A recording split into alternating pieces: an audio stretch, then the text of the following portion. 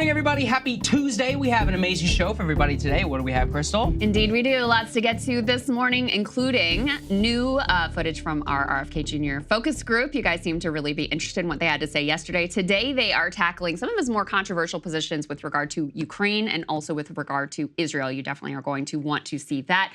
We also have Kamala Harris saying that she is ready to serve as this comes amid heightened concerns about Joe Biden's age, of course, and also the return of Jon Stewart to The Daily Show. We watched it this morning. We were both in bed by that point last night, but he had some comments about Biden's age as well, which I think you will want to take a look at. Donald Trump, meanwhile, has a big week in court. The Supreme Court heard oral arguments last week about the possibility of kicking him off the ballot. That did not seem to go too well for those who do want to kick him off the ballot, but Trump has some difficulties facing him this week, so we'll break all of that down for you. Israel is saying that we should be the ones to pay to shelter Palestinians who they want to move and displace out of Rafah and begin this overwhelming offensive. So we'll tell you about that. We also have a Democratic senator. This was a big surprise. It's sort of just like standard run-of-the-mill Senator Van Hollen from Maryland actually saying Israel is committing war crimes, but it didn't change his vote on shipping billions in weapons to Israel. So we'll break all of that down for you. I'm also taking a look at a 6-year-old who was killed by Israel in Gaza alongside her would-be rescuers, breaking all of that down for you, and also what it means for our participation in this war. So a lot to get to this morning. Before we jump into any of that, though, thank you so much to all of those who helped to make this RFK Jr. focus group happen, because I think it has been really interesting and insightful to see their comments. Oh, absolutely. I found this group in particular to be very interesting. As you guys know, if you're signing up for our premium membership, breakingpoints.com, you're supporting our ability to do these. They do cost quite a bit of money, but they're worth it. And we put a lot of production value, the travel, all of our crew and everybody that has to be able to go there. So thank you so much for supporting that. And also for signing up yesterday to see a little bit of our takes on the Vladimir Putin interview. We're very, very grateful to that. It's something we'll continue to experiment here. So again, breakingpoints.com, you get the show an hour early, all of the benefits. You can go and look at the website. But the major one is you're helping support our work here to continue to actually bring things that apparently the mainstream media doesn't want to do, especially here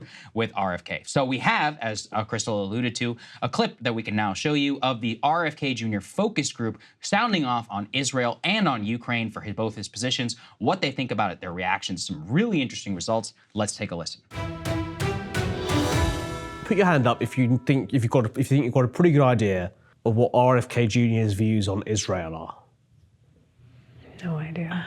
Haven't researched it. Halfway up. I think he's trying to straddle the fence. My mom used to call it straddling the fence. He's kind of playing both sides. He wants to very clearly distinguish his dislike for certain policies versus their need to defend themselves, and making it very clear that in that region, they're not just our best ally, but they're the best place for the people who live in that region in terms of rights and democracy. So I think RFK Jr. has been quite vocal in his support for Israel and for US government support of Israel. What do people think about what's going on out there? What should the US's position be? I feel that the United States should concentrate as much on the United States. We have such a deficit here in the United States of helping our own people. They keep going to war, and it's like, what are they fighting for? Nobody knows what they really are fighting for, so why do we keep going to war? There's a militant faction in there that needs to be taken care of, but the innocent people, always in war, they suffer. So it's a terrible thing. So should the US be funding Israel on this issue or not? I think Israel gives back as much as it gets. I don't think that I don't feel like it's that they're takers. I mean, they've done so much for the military intelligence, and I think there's so much that they give back. We had Hurricane Katrina over here where they wiped out millions of people's homes, and they didn't even help them. So how could you go help another country when you can't help your own? I just don't get it. I just don't. I don't know. I stand firm to that. If we are allocating money there, it should come with heavier stipulations on, like, hey, maybe don't bomb residential areas just because you say that Hamas is hiding there, using them as hostage. You don't shoot through the hostage to kill the person who's holding them hostage. Put your hand up if you do think Israel is acting too aggressively, to quote Devon, in this war. I understand they have to come and try to get the militants out, but do we need to level the entire area? And there's so many innocent people that are affected by that. What if this was happening here? I mean, these innocent people in these communities that they're going in and they're leveling cities that are no more. I think they need to take a step back and really evaluate their destruction. But just think about the people, the troops that got to go over there that's getting killed. It's the same thing for us. We're getting killed too. It's not just like they just going over there and they surviving. As I said earlier, he's got a strong view on this. Put your hand up if that makes you less likely to vote for him. And put your hand up if it makes no difference. I don't. I mean, the fact that he won't put my hand supports up on them, that. I'm very for that. It would not persuade me not to vote for him because of his other amazing outlook on the world. If he's 100% good in my mind, then he's now like 85 or 90, and that's miles above the rest. What about with the war in Ukraine? Russia and Ukraine, where is he on that? Have you got a sense of his position there? He wants to negotiate and get peace. And how do we feel about that war? That's also something that we're spending way too much money on when the Ukrainians are obviously losing. When you take into account what happened in Ohio and East Palestine and what happened in Lahaina, in Maui, that money could have gone to those places to help those people who are Americans. So hands up if you think the US government should be sending money to Ukraine to help them in that war. And hands up if you want the US government to send money to Israel to help them. I want them to help, but there's got to be a cutoff because we got people starving here.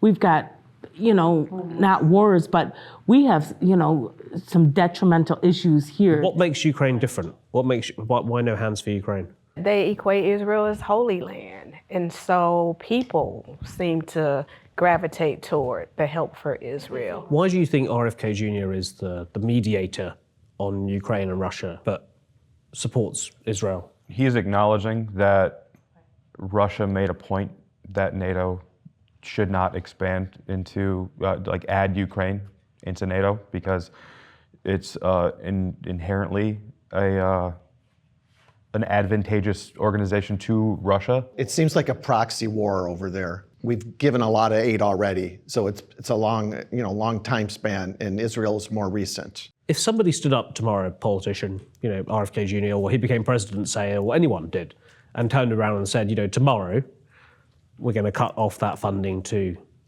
Ukraine, how would it make you feel? It would make me feel much better. There's way too much money going there. I think I would be okay with it as well. I think I would too. I think we need to support other countries with a cap. There's only so much we can do.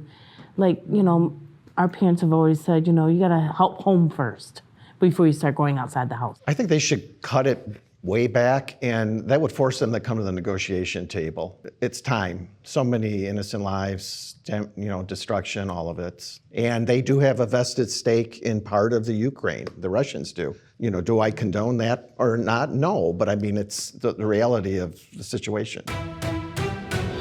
Some very interesting results there. So what was my number? 6 out of 7 say that they believe that the Israeli military operation is, quote, over the top, to borrow a phrase from our current president. Not going to impact the votes for all of them. Makes sense. Something that our moderator, James, made yesterday is like, these are people who are going to vote for him, right? Yeah, is not they're necessarily already in. Perspective. I do think you can see there, though, that there is definitely, some mild incongruence, I think that's a polite way to say it, between some of the arguments that he says between Israel and between Ukraine.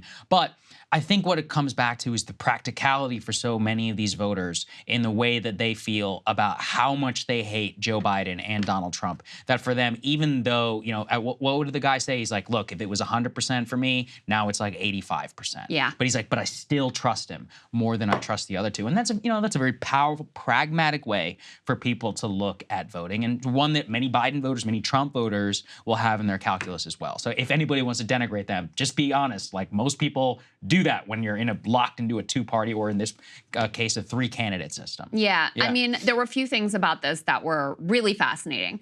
First of all, basically none of them really had a good grasp of what his Israel policy even is. When at the beginning, and I love that James started out this way, and by the way, shout out to JLPartners, they always do a fantastic job with these focus groups, but I love that he started out with just like, who even knows what RFK Jr.'s foreign policy position on Israel is? And you heard one lady, she was like, no idea. You did have two people who raised their hands who tried to articulate something. I didn't feel like either one of them really fully articulated what his actual position is.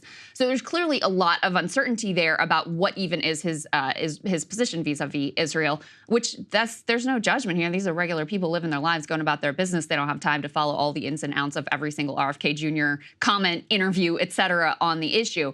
I found that interesting. But then very clearly, with the exception of one woman who, I think it was pretty clear from yesterday's comments in the focus group as well, she tends to have more of the sort of like conservative positions. My suspicion, I'd be interested to check with James on this, my suspicion is she was probably a prior Trump voter. She seems to fit more consistently in that lane. She was the one who was most comfortable with Israel's response, who was most certain about, shipping them more aid and more weapons, et cetera.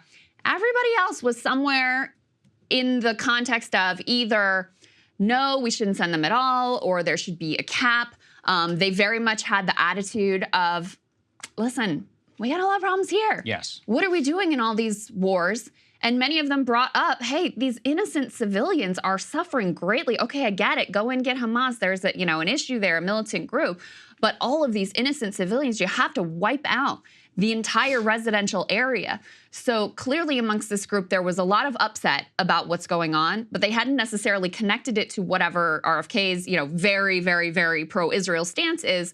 And also, when asked about it, ultimately, it was not a game-changing issue for them, even after they learned more about what his stance is. Contrast that with, I felt like they had a lot more clarity about where he stands on Ukraine. Yeah, well, he's been talking about it for years. He's been talking about it longer. Yeah, exactly. And, so that may have been part of the appeal for them, that he clearly stood out, especially from Joe Biden, with regards to how he talks about Ukraine and how he wants to move forward on Ukraine.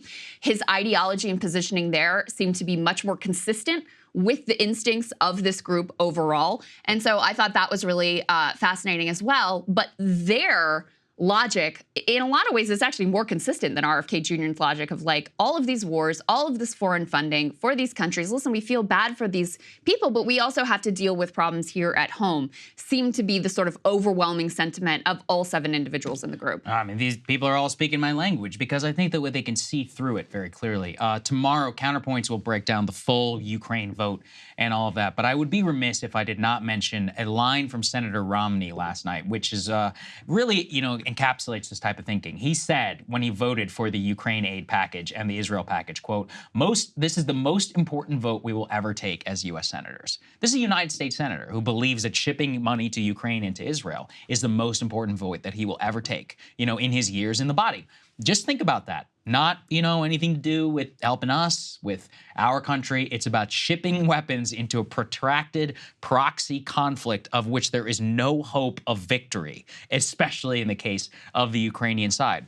How can you possibly think that unless you have some warped, crazy idea that you think it's like September 1939. But as we've said many times here on this show, not everything is Hitler.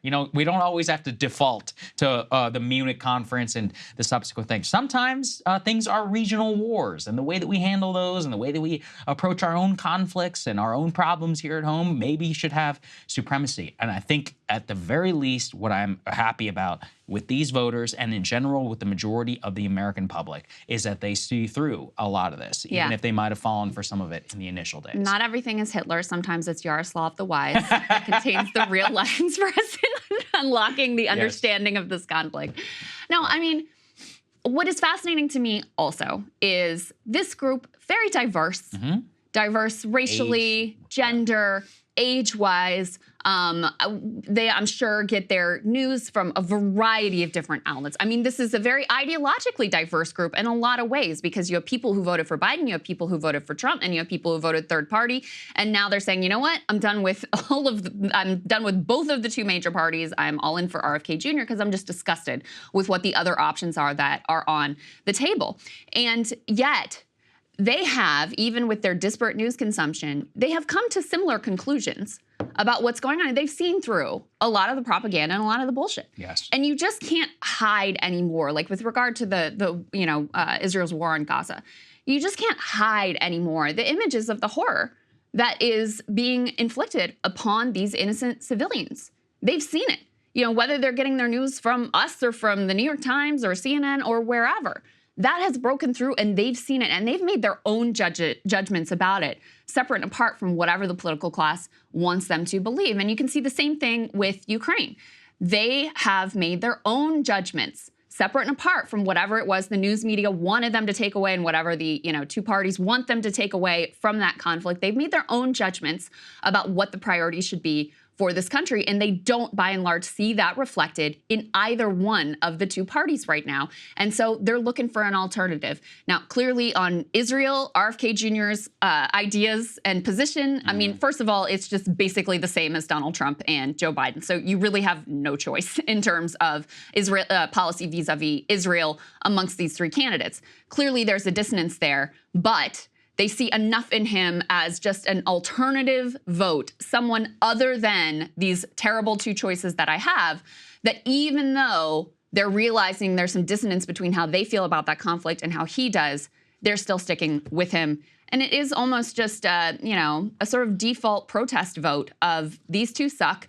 He's at least something different. Let's give it a shot. I think the point you just made is pretty good. If there's not that much daylight between the three of them, then you might as well pick the best one. I mean, that's one that makes sense for a lot of people, I think. So anyways, look, it's always best to hear it from the voters themselves about their priorities, about the way they're assessing. What I'm most heartened by is you've got people here all across age spectrum, news consumption, voting, etc. And you know what it is? They ain't buying the line of the mainstream media or of the political class. And to me, that is just such a victory to even be in a place where you could have something like that. Regardless, I don't want to tell anybody what to think. It's like all we can do is to try and help give them the information that other people are not. That's really the most pernicious form of censorship. Yeah. You've covered it here before on the Israeli military campaign. It'll be like 12,000 people died today. And it's like, yeah, how? Through what? Right. It's like, they just mysteriously dropped dead. Were they vaxxed? Question mark? Yeah, right. Vaxxed? Died suddenly? What happened here? Or it's like, were they murdered? How were they murdered? How did this happen? It's like, well, some people were, treated some way, and the others, like, all most people want is fairness and equal treatment whenever they're looking at something. And the blessing of the internet is that, in general, they can see through that. For all of the, for all of the rabbit holes and selective coverage and all that exists there, I think we are in a better and more informed place. Yeah. Last thing on this focus group, and this is going to be relevant to the something we're about to cover about the DNC coming for RFK and trying to make sure that he is unable to get ballot access. It's very clear to me, and it should be clear to absolutely everyone, that there is a huge appetite for just anyone other than Trump and Biden. Yes. I think that, the Super Bowl ad from RFK Jr. was very smart. I thought it hit exactly the right notes, putting forward the Kennedy name as just like, listen, you don't have to pick from these two dudes. There is another person out here.